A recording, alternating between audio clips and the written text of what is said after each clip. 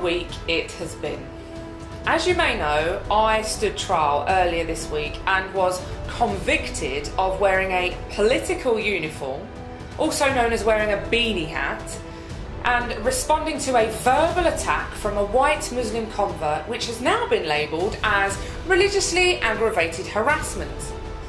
The whole trial was like a circus, and the judge, despite having to dismiss witnesses for the prosecution and stop them from repeatedly trying to present inadmissible evidence, nailed her colours to the mast very early on by giving me filthy looks.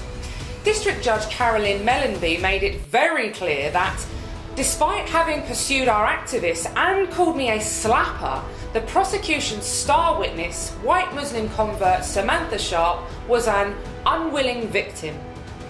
Here's a reminder of what happened on the day. Dressed like that and What's wrong with this? What's wrong with this?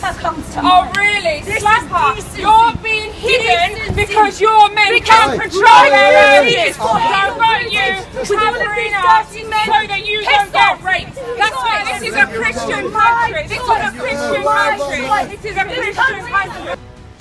Well, despite clear evidence that Ms. Sharp was the aggressor, this left-wing biased judge convicted me. Now, this may not come as a huge surprise, given that after my trial I discovered the following information about Judge Mellenby.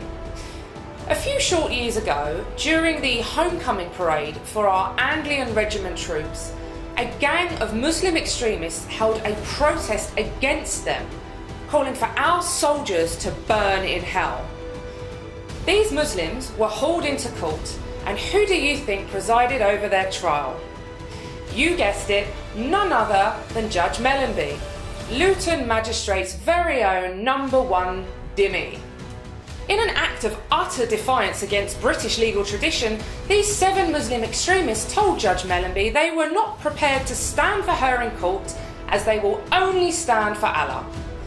Instead of Judge Mellenby sending these men straight to the cells for contempt of court, as she would have done to any other defendant, including me, she ignored hundreds of years of British legal procedure and created new rules for these Islamic hate preachers.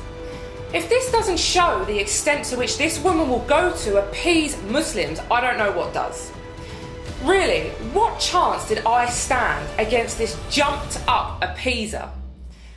My trial was doomed from the start, purely because the judge was a PC, treacherous, liberal disgrace to the British legal system. She even tried to impose a restraining order on me, preventing me from producing this video so that I could tell you all in my own words what actually happened during this farce of a trial. While she failed miserably at restricting my freedom of speech, she did whack me with a hefty fine of £2,000. I just want to say how grateful I am to every one of you who has supported me throughout this saga.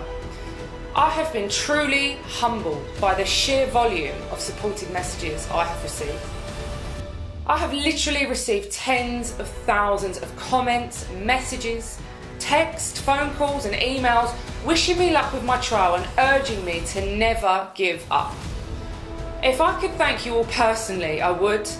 But I want you all to know that I will never let these continual attacks by the establishment and police stop me from speaking my mind and fighting to save this country. I can tell you now that if this wretched judge had thrown me in jail on Thursday, I would have picked up right where I left off the moment I was released. Nothing and nobody will ever deter myself and Britain First from saving our country and securing a future for our children. I have just one message for the corrupt authorities of this country, and that is no surrender.